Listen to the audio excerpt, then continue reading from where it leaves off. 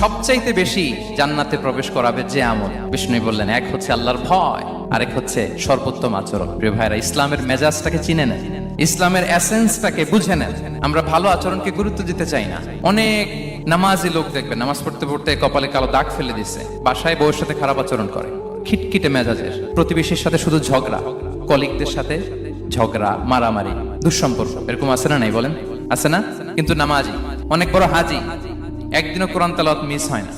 তো এত আবাদত করেও সে ইসলামের আসল এসেন্সটাকে ধরতে পারেনি। বিষ্ণু বললেন, সবচেয়ে বেশি জান্নাতে প্রবেশ করাবে যে দুটি আমল, একটি হচ্ছে তাকওয়াল্লাহ, আল্লাহর ভয়, আরেকটি হচ্ছে উত্তম আচরণ, সর্বোত্তম আচরণ। তো আমরা যেন উত্তম আচরণের অধিকারী হই। আমার স্ত্রীর সাথে যেন ভালো আচরণ করি, প্রতিবেশীর সাথে যেন ভালো আচরণ করি, ছেলে মেয়েদের সাথে যেন আমাদের অ্যাটিটিউডটা ভালো থাকে, আচরণটা ভালো থাকে, কলিগের সাথে যেন ভালো থাকে। বিশ্বনবীর আচরণ যেমন ছিল তেমন আচরণ যেন আমরা গড়ে তুলতে পারি। আওয়াজ করে পড়ুন আমিন।